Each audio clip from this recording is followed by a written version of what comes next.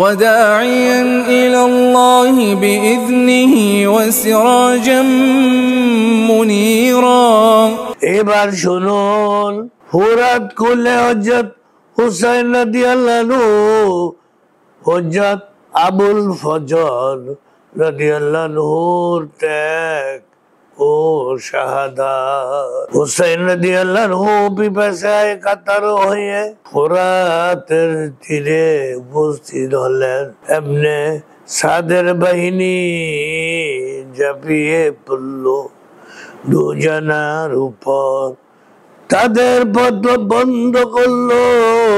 বনি দারম গোত্রের এক দুরাচার আবুল ফজল আব্বাস রাদিয়াল্লাহুকে আনহুর দিকে তীর নিক্ষেপ করলে তার পবিত্র মুখে বিদ্ধ হয়। ইমাম হুসাইন রাদিয়াল্লাহু তা টেনে বের করে নেন। তার হাত রক্তে রঞ্জিত হয়ে যায়। রক্তগুলো ছুঁড়ে ফেলে বললেন, হে খোদা, এই জনগোষ্ঠী আপনার নবী নন্দনীর সন্তানের উপর এই জুলুম চালাচ্ছে, এদের বিরুদ্ধে আপনার দরবারে বিচার দিচ্ছি। এমনে সাদের বাহিনী মুহূর্তের মধ্যে ইমাম হুসাইন রাদিয়াল্লাহুর দিকে হযরত আব্বাস রাদিয়াল্লাহুকে ছিনিয়ে নেয়। আর চতুর্মুখী আক্রমণ তরবারির সম্মিলিত আঘাতে হযরত আব্বাস রাদিয়াল্লাহু শাহাদাতের শরবত পান করেন। হুসাইন রাদিয়াল্লাহু তার শাহাদাতের কান্নায় ভেঙে পড়েন। জারির জুফি রাহমাতুল্লাহ আলাইহি বলেন, হযরত হুসাইন রাদিয়াল্লাহু আনহু পিপাসার্ত হয়ে যান। পিপাসা তীব্র আকার ধারণ করেন। তিনি ফোরাতে পানি পান করতে যান। পানি হাতের অঞ্জলিতে উঠাতেই হুসাইন এমনে নুমাইর তার প্রতি তীর নিক্ষেপ করে। ইন্না লিল্লাহ। তীরটি ইমাম হুসাইন রাদিয়াল্লাহুর মুখমণ্ডলে বিদ্ধ হয়।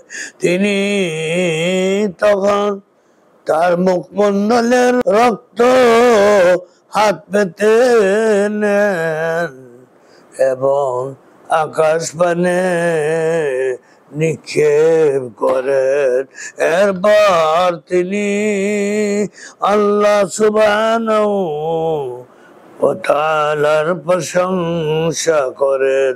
পরে দু হাত তুলে একত্র করে দোয়া করেন। তারিখে তাবারি ৩য় খণ্ড ২৬২ নম্বর পৃষ্ঠায় বর্ণিত।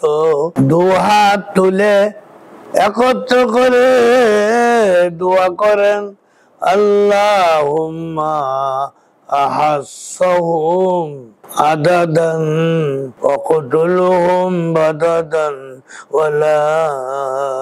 ওয়ালা তাযারু আলাল আরদি মিনহুম আহাদা। আল-আখিরুল ইবারাত। হে আল্লাহ, এদেরকে গণনা করে রাখুন, এদেরকে নিকৃষ্ট ভাবে হত্যা করুন, পৃথিবীতে এদেরকে জীবিত রেখেন না।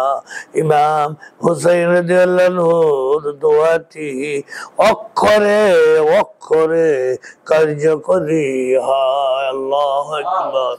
ইমাম হুসাইন রাদিয়াল্লাহু আনহুর বিরুদ্ধে যুদ্ধরত পশুগুলোকে পরে নির্মমভাবে হত্যা করা হয়, কেউ রেহাই পায়নি। অধিকাংশ বুকটার সাকাফির হাতে নিহত হয়, আর কিছু খোদাই গজবে পড়ে।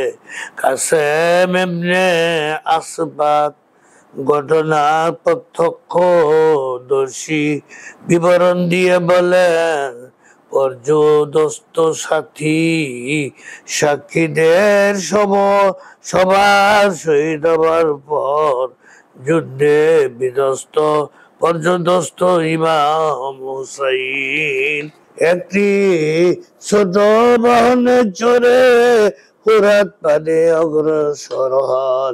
তখন লোকেরা তাকে বাধা দানের নেতৃত্ব দেয় বনু আবানের এক ব্যক্তি।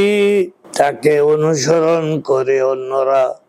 তারা হযরত হুসাইন রাদিয়াল্লাহু আনহুর পথ রোধ করে দাঁড়ায়। তারা তাকে ফোরাতের কূলে পৌঁছতে দিতে চায় না। তখন হযরত হুসাইন রাদিয়াল্লাহু আনহু বলেন, হে আল্লাহ, লোকটিকে পিপাসার্ত রেখো।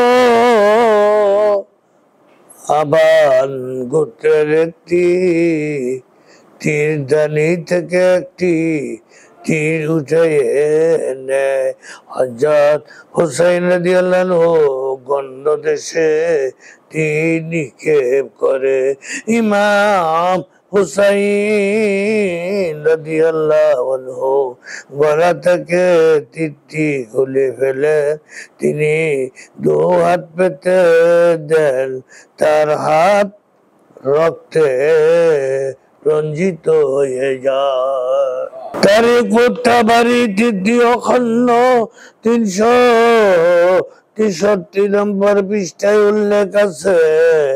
আল্লাহ হযরত হুসাইন রাদিয়াল্লাহু আনহু তখন বলেছিলেন, আল্লাহুম্মা ইন্নী আশকু ইলাইকা মা ইয়াফালু ইয়াবনি বিনতি নবিকা কল আল আখিরুল ইবারত। ও আল্লাহ,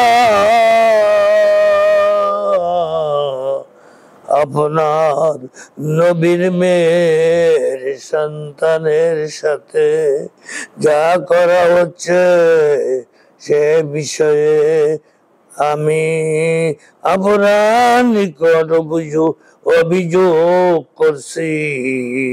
প্রত্যক্ষদর্শী বলেন, আল্লাহর কসম, কিছুক্ষণের মধ্যে তীর নিক্ষেপকারী চরম ভাবে পিপাসায় আক্রান্ত হয়। সে যতই পানি পান করত, কোনোভাবেই পিপাসা নিবারণ হতো না। কাসেম ইবনে আসবাত বলেন, আমি তার সেবায় নিয়োজিত ছিলাম। তাকে আরাম দেওয়ার চেষ্টা করি। তার জন্য পানি ঠান্ডা করা হতো, তাতে চিনি ও দুধ মিশিয়ে পানির প্রস্তুত করা হতো, আর বড় বড় পেয়ালা মটকি ভরে পানি রাখা হতো। আর সে বলতো, কোথায় তোমরা ধ্বংস হও, আমাকে পানি পান করাও, পিপাসায় মরে যাচ্ছি।